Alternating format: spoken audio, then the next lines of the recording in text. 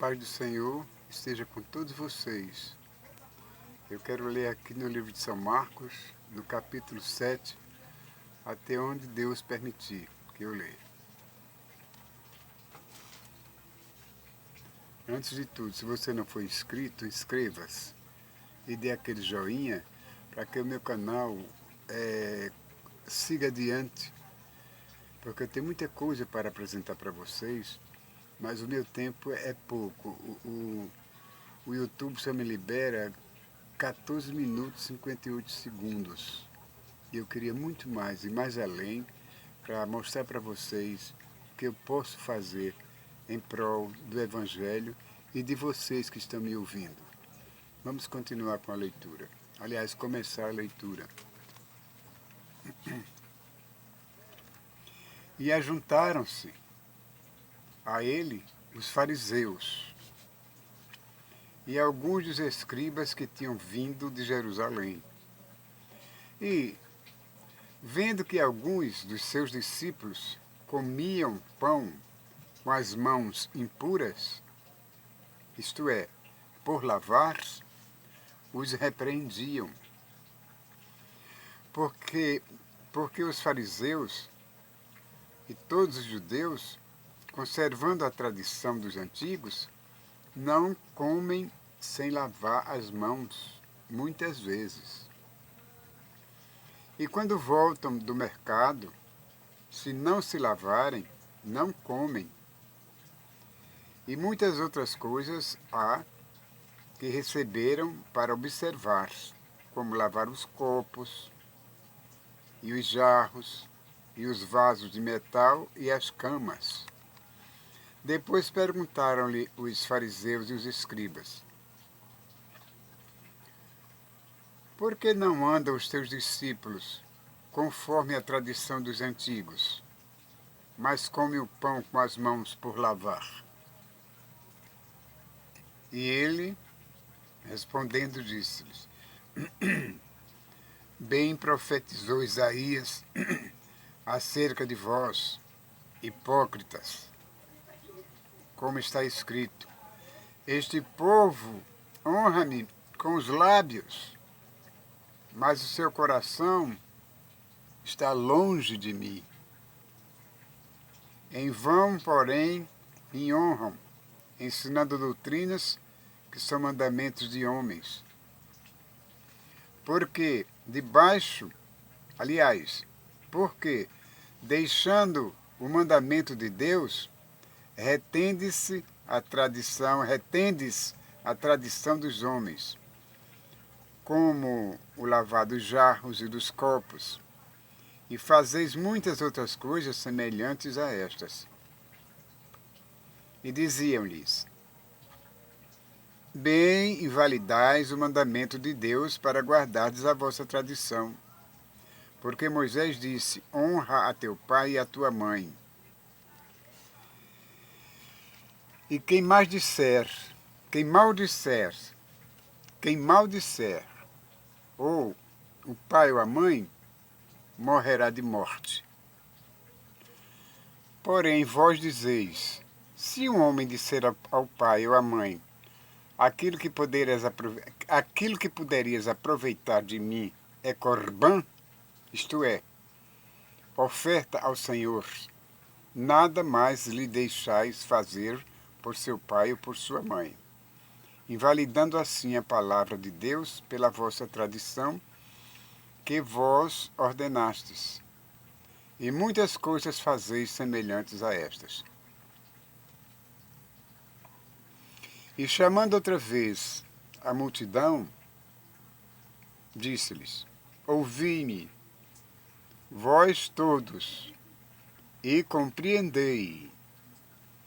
Nada há fora do homem que, entrando nele, o possa contaminar.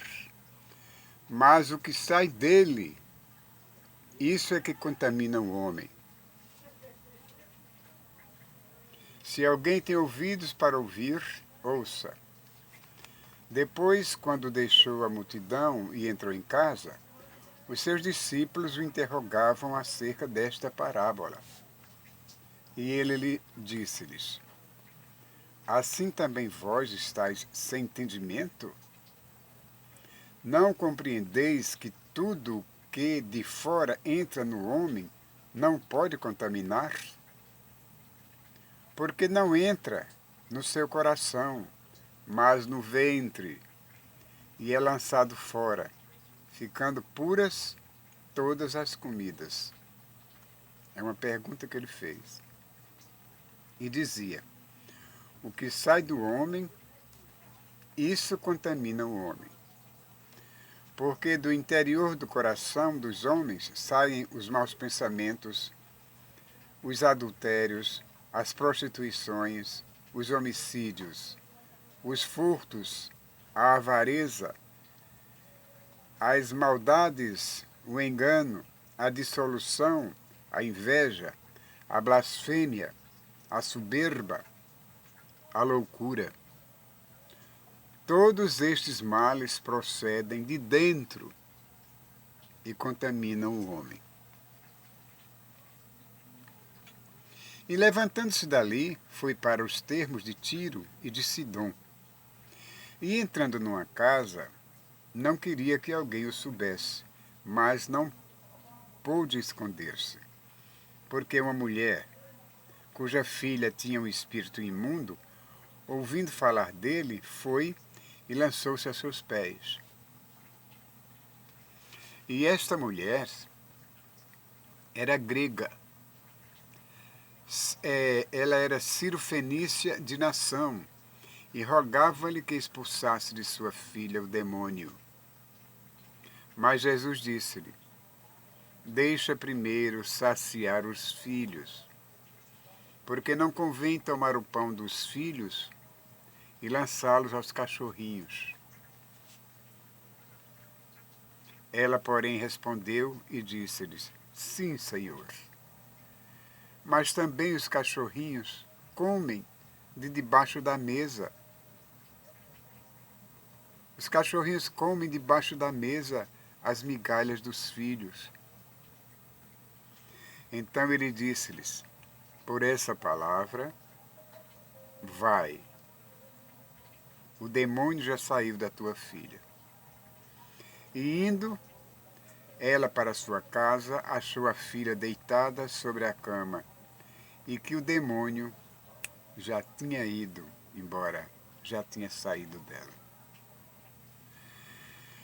E ele, tomando a sair dos termos, e ele, tornando a sair dos termos de Tiro e de Sidom, foi até ao mar da Galileia, pelos confins de Decápolis, e trouxeram-lhe um surdo, que falava dificilmente, e rogaram-lhe que pusesse a mão sobre ele. E tirando-o à parte de entre a multidão, meteu-lhe os dedos nos ouvidos. Que maravilha, né? E tirando-o à parte da multidão, meteu os dedos nos ouvidos. E cuspindo, tocou-lhe na língua. E levantando os olhos ao céu, suspirou e disse: Éfata, isto é, abre-te. E logo se abriram os seus ouvidos e a prisão da língua se desfez. E logo se abriram os seus ouvidos e a prisão da língua se desfez.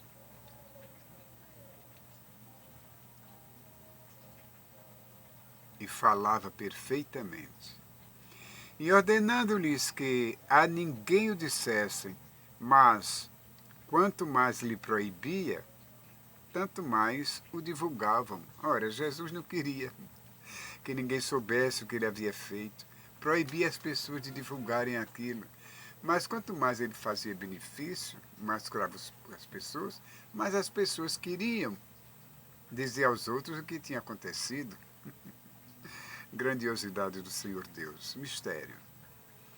E admirando-se sobremaneira, diziam: tudo faz bem, faz ouvir os surdos e falar os mudos. Naqueles dias, havendo grande multidão e não tendo que comer, Jesus chamou a si os seus discípulos e disse-lhes: Tenham compaixão desse povo. Jesus disse: Tenho compaixão da multidão, porque já 3 dias que estão comigo e não têm que comer. E, se os deixar ir em jejum para suas casas, desfalecerão no caminho, porque alguns deles vieram de longe. E os seus discípulos responderam-lhe: De onde poderá alguém satisfazê-los de pão aqui no deserto? E perguntou-lhes: Quantos pães tendes? E disseram-lhe: 7. 5 mais 2, 7. 7 pães. E perguntou-lhes: Quantos pães tendes? Eles responderam: 7. E disse-lhes: 7. Responderam eles de novo. E ordenou à multidão que se assentasse no chão. E tomando os 7 pães, e dando graças, partiu-os e deu aos seus discípulos, para que os pusessem diante deles, e puseram-nos diante da multidão. Tinha também uns poucos de peixinhos, e tendo dado graças, ordenou que também lhes pusessem diante. E comeram, e saciaram-se. E dos pedaços que sobejaram, levantaram 7 alcofas. E os que comeram eram quase 4.000 pessoas. E depois despediu-os. Aquele povo saiu com a barriga cheia, saciados.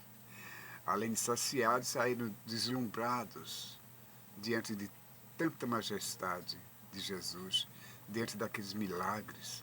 Porque naturalmente as pessoas observaram, né, aquilo e se perguntaram como acontecia aquela coisa. Mas só Jesus sabia, né? Ele e o Pai. Nem os discípulos, eu acho, não sabiam disso. E entrando logo no barco com os seus discípulos, foi para as partes de Dalmanuta. E saíram os fariseus e começaram a disputar com ele, pedindo-lhe para o tentarem, um sinal do céu. Veja quanto o povo é rude, rebelde, incrédulo. E suspirando profundamente em seu espírito, disse: Porque pede esta geração um sinal? Porque pede esta geração um sinal? Em verdade vos digo que a esta geração não se dará sinal algum. E deixando-os, tornou a entrar no barco e foi para a outra banda do Rio Jordão. E eles se esqueceram de levar pão, e no barco não tinham consigo senão um pão. Ordenou-lhes, dizendo: Olhai, guardai-vos do fermento dos fariseus e do fermento de Herodes. E arrazoavam entre si, dizendo: É porque não temos pão. E Jesus, conhecendo isto, disse-lhes: Para que arrazoais, que não tendes pão? Para que arrazoais que não tendes pão? Não considerastes, nem compreendestes ainda? Tendes ainda o vosso coração endurecido? Quer dizer, ele falou aquilo devido por causa dos que os discípulos tinham visto ainda há pouco, a multiplicação dos pães, o modo como Jesus deu de comer a quase 4.000 pessoas com 5 pães e poucos peixinhos. E os discípulos ainda rasgavam entre si como acontecer aquilo. Quando tendo olhos não vedes? Perguntou Jesus. E tendo ouvidos não ouvis? E não vos lembrais, quando parti os 5 pães entre os 5.000, quantos cestos de pão sobraram? Levantastes? Quantos cestos levantastes? Eles disseram, 12. E quando parti os 7 entre os 4.000, quantas alcofas cheias de pedaços levantastes? E disseram 7. E ele lhes disse, como não entendeis ainda? Como não entendeis ainda? E chegou a Betsaida e trouxeram-lhe um cego e rogaram-lhe que lhes tocasse. E tomando o cego pela mão, levou-o para fora da aldeia e cuspiu-lhe nos olhos. E impondo-lhe as mãos, perguntou-lhe se via alguma coisa. E levantando ele os olhos, disse, vejo os homens, pois os vejo como árvores que andam. Depois tornou a pôr-lhes as mãos nos olhos, e ele, olhando livremente, ficou restabelecido. Ou olhando firmemente, ficou restabelecido. E já via ao longe, e distintamente a todos. E mandou-o para sua casa, dizendo, não entres na aldeia. E saiu Jesus e os seus discípulos para as aldeias de Cesareia de Filipe. E no caminho perguntou aos seus discípulos, dizendo, quem dizem os homens que eu sou? E eles responderam, João Batista. E outros, Elias. Mas outros, um dos profetas. E ele lhes disse, mas vós, quem dizeis que eu sou? E respondendo Pedro lhe disse, tu és o Cristo. E admoestou-os para que a ninguém dissesse aquilo dele. E começou a ensinar-lhes que importava que o Filho do Homem padecesse muito e fosse rejeitado. Rejeitado pelos anciãos e pelos príncipes dos sacerdotes e pelos escribas, e que fosse morto, mas que depois de 3 dias ressuscitaria. E dizia abertamente estas palavras. E Pedro o tomou à parte e começou a repreendê-lo. Mas ele, virando-se e olhando para os seus discípulos, respondeu a Pedro, dizendo, retira-te de diante de mim, Satanás, porque não compreendes as coisas que são de Deus, mas as que são dos homens. Então eles ficaram abismados de ver como Jesus repreendera Pedro daquela maneira. Mas só que eles não viam os satanases que haviam entrado no corpo de Pedro, na mente de Pedro, para falar o que Pedro falou. Mas Jesus, que via tudo e tinha domínio sobre os demônios, abriu a boca dele e ordenou e deu-lhes aquela ordem. E chamando a si a multidão com os seus discípulos, disse-lhes, se alguém quiser vir após mim, negue-se a si mesmo e tome a sua cruz e siga-me. Porque qualquer que quiser salvar a sua vida, perdê-la-á. Mas qualquer que perder a sua vida por amor de mim e do Evangelho, esse a salvará. Pois que aproveitaria o homem ganhar todo o mundo e perder a sua alma? Ou que daria o homem pelo resgate de sua alma? Porquanto qualquer que entre esta geração adúltera e pecadora se envergonhar de mim e das minhas palavras, também o Filho do Homem se envergonhará dele, quando vier na glória de seu Pai com os santos anjos. Em verdade vos digo que, dos que aqui estão, alguns há que não provarão a morte sem que vejam chegado o reino de Deus com poder. Palavra da salvação. Livro de São Marcos, terminado no capítulo 9 e o verso 1 do capítulo 9. Aí está a dissertação feita diretamente da boca do Senhor Jesus e na companhia dos seus discípulos, que hoje esse recado, de antigamente, 2000 e tantos anos atrás, está servindo para nós atualmente, do século XXI. E bem-aventurado é aquele que seguir as palavras que estão escritas na Bíblia. Bem-aventurado é o homem que segue as palavras que Jesus ensina. O homem, a mulher, o menino, o ancião, a anciã, qualquer um. Qualquer um que seguir as palavras de Jesus, esse tem a salvação. Porque ele disse, eu sou o caminho, a verdade e a vida. Quem crê em mim, ainda que esteja morto, viverá.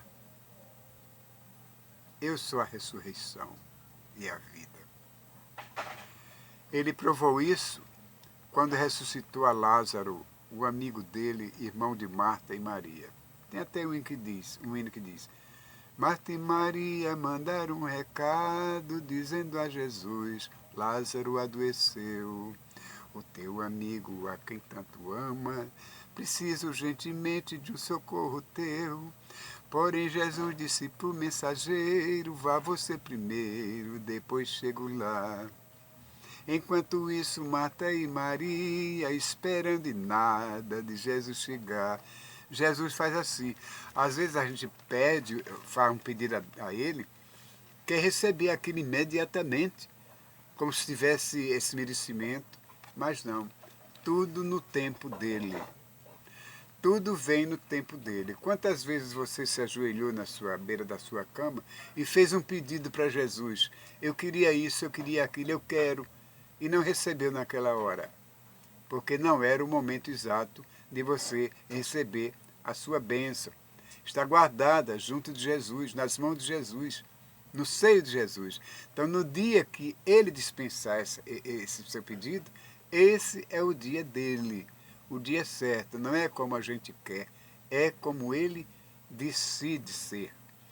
Então, aí está a leitura da palavra de Deus, que eu acabei de ler para vocês, pedindo a vocês que aproveitem bem a leitura dessa palavra, meditem sobre ela e vejam onde está a solução para os seus problemas.